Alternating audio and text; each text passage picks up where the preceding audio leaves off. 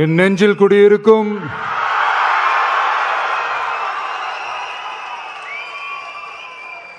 என்னுடைய தோழர்களுக்கும் தோழிகளுக்கும் தமிழக மக்களுக்கும் என்னுடைய வணக்கம்.